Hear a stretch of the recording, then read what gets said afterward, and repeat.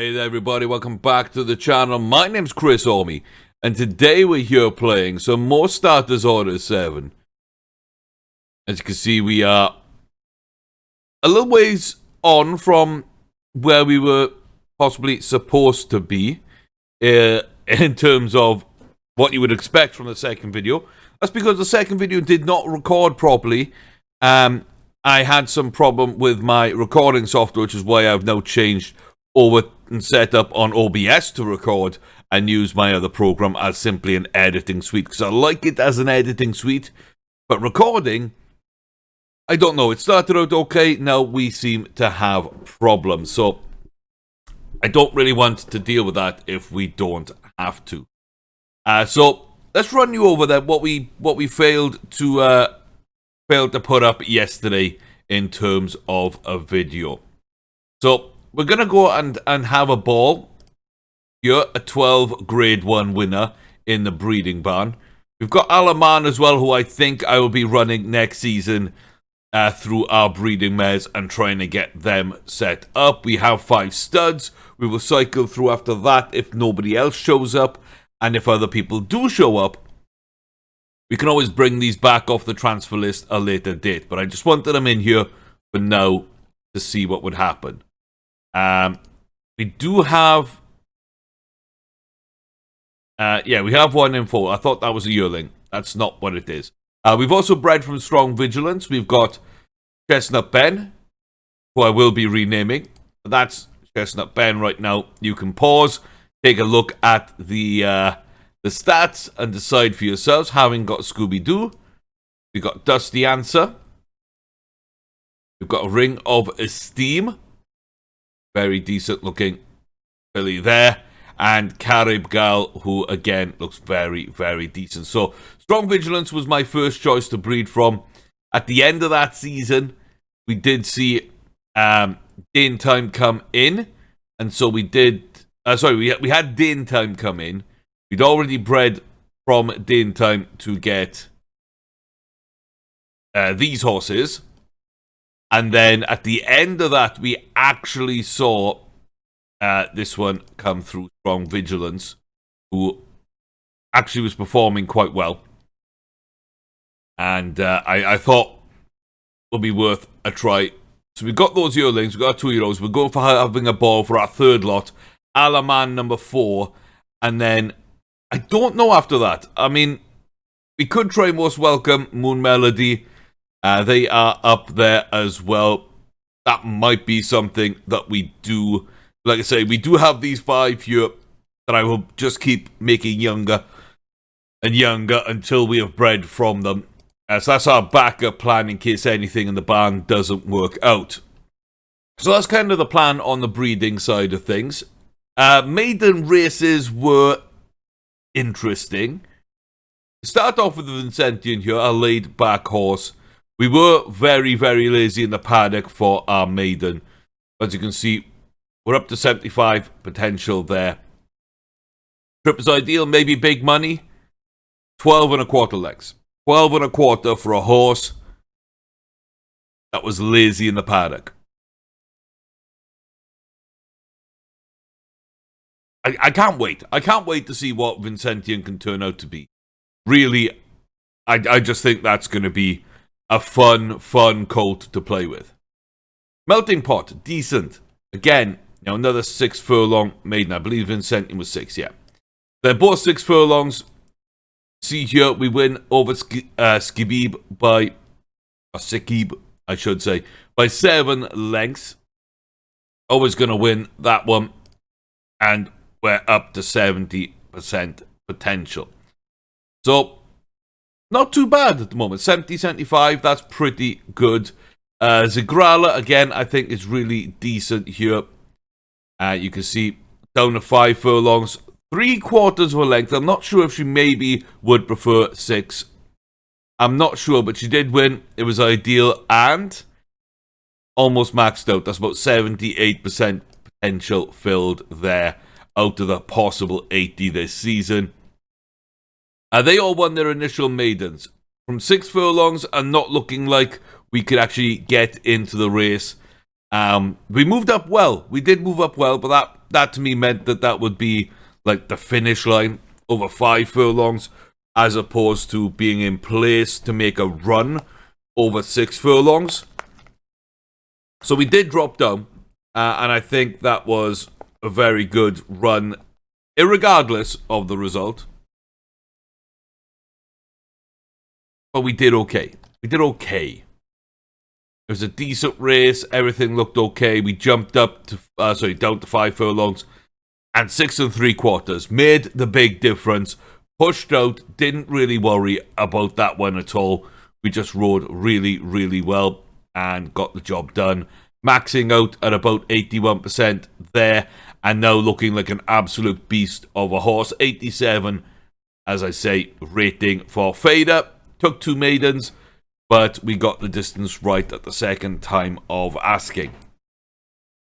Stafford Charlie, we got the distance right at the first time, but we didn't quite realise it. So let me walk you through the picture of what happened. Stafford Charlie lines up at 5 furlongs. It's on turf. It's a soft track. I didn't pay attention. Feels like a firm track. It was also raining. Very heavy rain. It was a very bad track, from what I could see. And we ran green. We still only lost by 1 3/4. I overreacted. Took him off turn. Took him off turf. We decided to drop up. Drop the distance. Up the distance. Wow, I can't speak today. But we upped it to 6 furlongs and we really pushed as many changes as we could. That led to another decent race, but it was not to be. We were leading and we faded. And I realized my mistake immediately that 5 furlongs was correct. As you can see, there's, suited well, but I didn't really see too much. But running green didn't suit the ground. But when we were on an actual track that we enjoyed, a little soft perhaps, but still not too bad. 6 3/4 length Stafford Charlie from an 82 up to a 94. And again, fill potential 80% there. So we did take our time. The Zagrala, Fader, Stafford Charlie pretty much filled out. Vincentian, I think 75 out of 80. Melting Pot, I believe, was my 70 out of 80. So they can all fulfill it within another race or two. They're all primed as well for any graded races that might be coming up. And, there are some in certain places.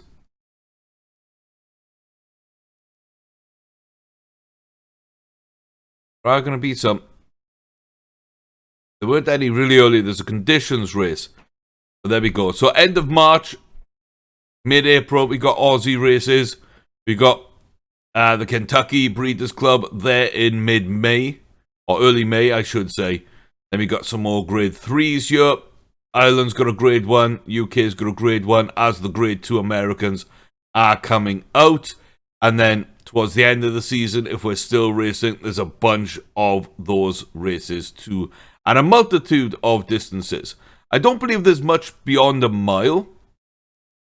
But there are those races there for us to get. So that's what we missed out on with the last video not being set up correctly. And again, I do apologize for that. But we're looking to see what races we can put in on these horses. And spoiler alert, there's really not much.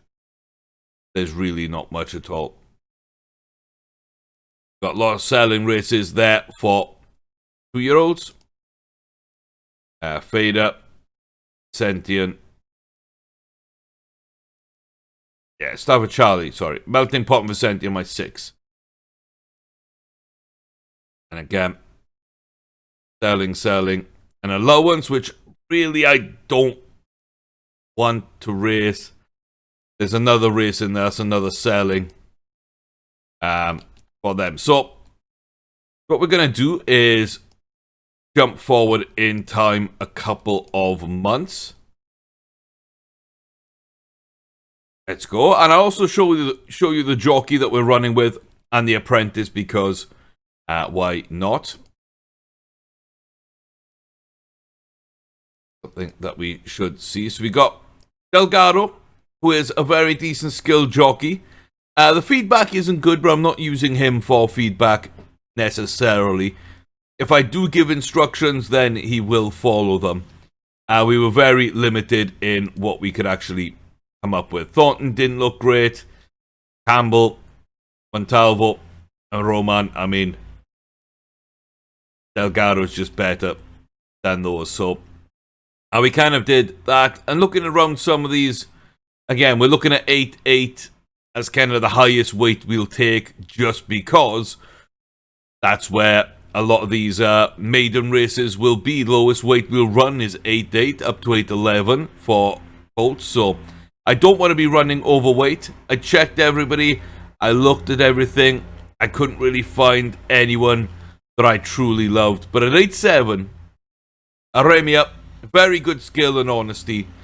Not great obedience, but again, we don't tend to run with an overabundance of instructions. Sometimes if the draw is right, we'll stick to the outside or against the rail, depending on if there's better ground. Sometimes we'll go earlier on a closer, or we'll, you know, try not to stay at the rear, don't sort of go last in a race. That's normally about it, if I'm honest. I can't think of anything else that we've ever really done with that. So there's our jockeys as well. There's our jockeys. Again, I don't think there's going to be... Oop. Kind of bugged out a little bit. We do have a grade 3. I mean, realistically, that should be Zagrala, right? That should be Zagrala's second run. We'll see. And then Vincentian and Melting Pot.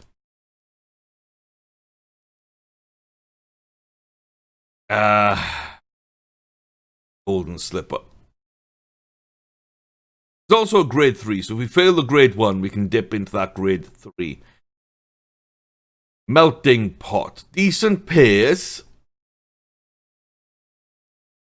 70. Looks okay, but doesn't look great. I think Vincentian I like a little better. I think I like a little better. So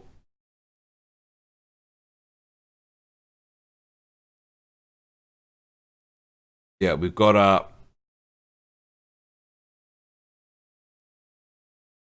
races set up here then.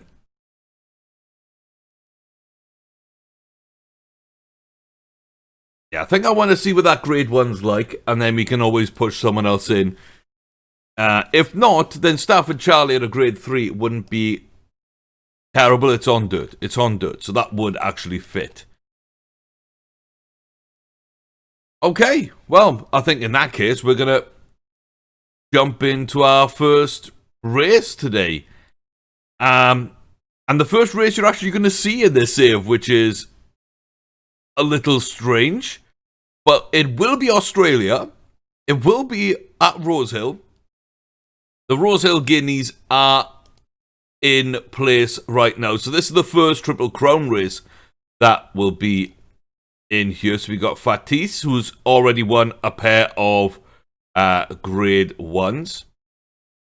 Exclusive Approval is an Irish horse. They've ran in the Champagne, not done much. Broninsky, Laid Back, has won a single grade 1. That was the Champion Stakes. And Quick Tap from France, ungraded,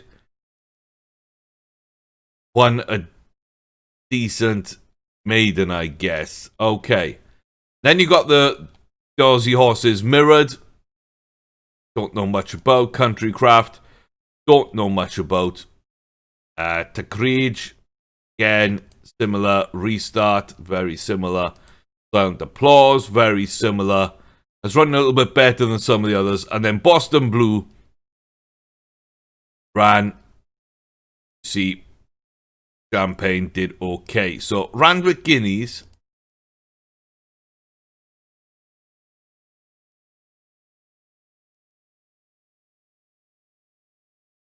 Okay.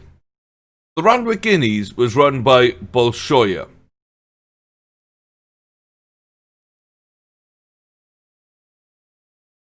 But they're not going to run the Rosa. So they won the first leg. And they won't run the second leg. I wonder if that's a distance thing. The other thing to notice is that the races don't actually feed into each other. And that might be an issue with the database that we need to go in and fix for the schedule.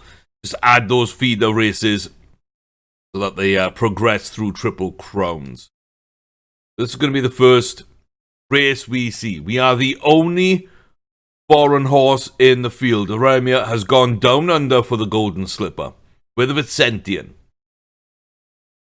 Oh boy. Oh boy. We will be favourite because we have run and done well. We're very fit, primed to go. Looks like Caledonia Prince, Loki's Revenge, and Tubab are okay. There's a little out of condition here. Maybe need a race. There are some unfit horses. We are taking advantage over the fact that they are yet to run. We've had a maiden. We've done well. We've already got our horse in a good position.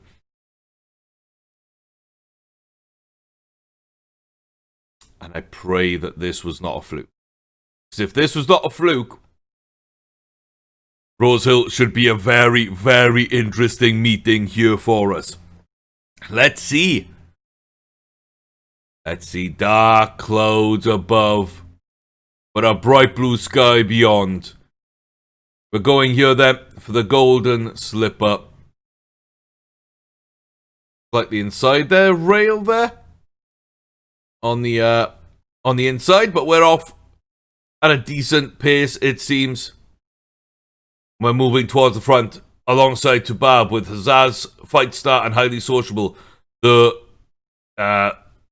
stablemates, I guess. Over the Palm Blast, Loki's Revenge, also there. Caledonia Prince and Uncle Kid towards the rear. Inside two, we kick out. We start driving from the line. Fightstar's there. Uncle Kid pulls up. At the final furlong marker, we do seem to be distancing. We do seem to be running really, really well. Nobody's going to come close at all. We're pushing out. We zoom back in. As we take the line, Vicentian against an unfit field. I mean, yeah. 11 3/4. Grade 1 win. And, ooh, that's a big one. To end March in such a style.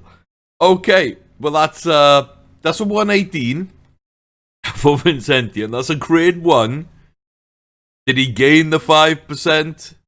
No, he didn't. He's gonna stick a 75. But a huge, huge win for Vicentian. I got a Golden Slipper. Lovely. Okay, our first time, I believe, ever winning the Golden Slipper on starters orders. Not the best of fields. We'll see how those change over the season. Oh, we didn't actually look, did we? We didn't actually look. Rosehill Guineas went to the favourite, Fatis. Okay. Nice. So we'll keep an eye on that. Florida Derby is up next. Then you got the World Cup meeting. So we're not going to be running in those because we're a little too young. But you're starting to get into that part of the season where those big races are coming thick and fast now in this schedule. And I absolutely love that. Zigrala has won at the distance before. So has Gail Tan. Doesn't look like an amazing field. We will be favourites there with Scenic Bull Dancer and Gail Tan, it looks like. Also sweating up. Scally's run, a little lazy. Everyone else looks okay. And let's see.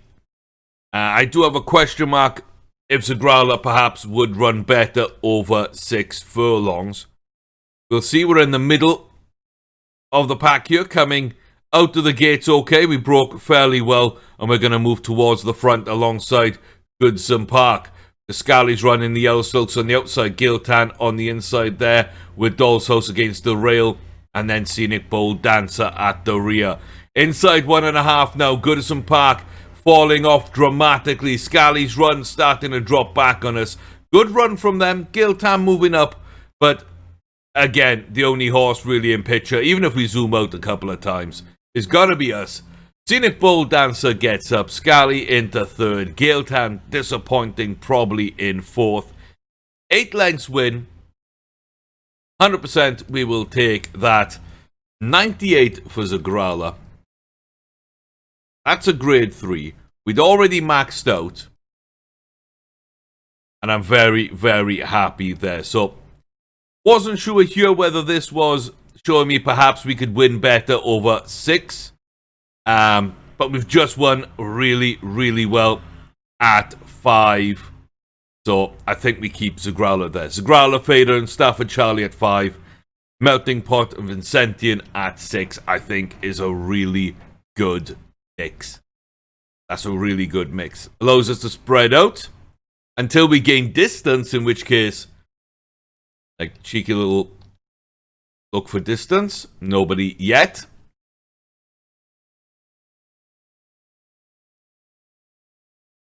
The Dubai World Cup is won by Bint Alak Erber. He's going for the PK, he's going for the Gold Cup. Interesting. Interesting. Hasn't won a grade 1 in a while. Won the Prince of Wales last year. Steps up to the World Cup. Now he's going to run 2 decent races. We'll see how he gets on there. Very interesting. Friday auction. Nothing really we want to deal with. Okay. Let us see them. What we've got in store for this third graded race. Melting Pot. Won at distance, as has Celtic Turn, the top rated horse. Again, looks like we've got someone that's agitated, someone that's lazy. Got another agitated as well, but I didn't notice. But Celtic Turn will be the favourite, will be the tipped, and I can see why that would be. That's fair enough. I'm not sure why OBS is switching scenes. It really shouldn't be. It really shouldn't be, but okay, we'll have to go back and watch that race in a moment. So you can actually see it being run and figure out what I was talking about. But again, there seems to be some interesting issues. Now, I know that there's transitions, but if I use the transition keys, they don't work unless I use them when I've got OBS highlighted. So it shouldn't be doing it at any point, even if I wanted to. Yeah, we've you see Ski Chief, Risen Raven, agitated, Plenty Pocket out of sorts in the field. We've got Celtic Turn being the top, and that is why we are going forward here. I think I know why. Actually. Okay. Yeah, that's something that we can fix. Decent start. Can't zoom the camera. Now we can zoom the camera. No, we don't really need to, but a decent start for us. We come along the outside here, and we see coming around this now turn. Decent from us. 2.5. Still not moving especially well, but Melting Pot now then. Inside 1.5 from home. Driving up past Plenty Pocket. Corlac is back there. Celtic Turn yet to make their move. And it doesn't look like they're going to do too much. They're up into third place at the moment. They're going to come into second, I think. They're going to get past Corlac. Yeah, they're going to get past Corlac, but they're not going to get up on us. They are quite some distance down the order. And Melting Pot puts in a 7.5 length victory to pick up their grade. Nice. Nice. So, yeah. Okay, So Zagrala basically ran fairly well. We're going to just jump in and take a look at this. It shouldn't take too long. See what we missed. But again, you see we broke rather well. Out towards the front, alongside Goodson Park. And yeah, we kind of hold this position. The rest of the field, not really making moves. And when we go, and Goodson Park falls off, see the chase never really comes from behind. And we pick up what ends up being a really good win. 8 lengths, everything really good. So they are up to 98 rating. They were already filled, of course. Melting pot, though, 101.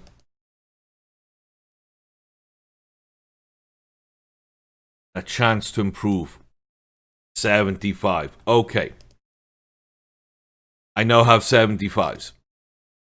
So my 2-6 furlongs are sat at 75 out of 80 potential. My 3-5 furlongs are set at 80 out of 80. I have a grade 1, grade 2, and grade 3. We have some good ratings. Stafford Charlie into a grade 3 over 5 furlongs would be nice. Fader over a higher grade for 5 would be really nice as well. Pull them over 100 rating. Get them the graded wins. Upgrade Zigralas. Maybe upgrade Melting Pot. Everyone right now is going to hold on, though, to those ratings. And they're going to hold on to their distance. And we're in a good position. And again, not really worrying too much right now about the breeding side of things. But we are getting that started. So, that is where we're going to leave it for now. Thank you very much for watching. I apologize for the teething trouble switching recording software. And I will see you next time. Until then, take care of yourselves. Thank you very much for watching. Like, comment, subscribe. Join the Discord if you're available at some point. To join my other Discord when I'm able to put that online, which will be more backed by my Patreon that I've set up. Link in the description to that as well. That's where you could appear on my live streams over on Twitch or here on the channel. As well as having the rights to name horses, decide who we breed from, decide on new schedules, whether we do a jump save or a flat save, name the actual stable themselves. So a lot of interactivity coming. If you care to join the Patreon, and like I say, a personal Discord is coming, but we do have the community SO7. That is on a 7 Discord up and running in there currently. So, hey, thank you very much for being a part of it. I would like to thank Hayden for joining the Patreon. Welcome. Thank you for being an accomplice along this journey. And, yeah, I'll see you all very soon. Till then, take care and behave yourselves.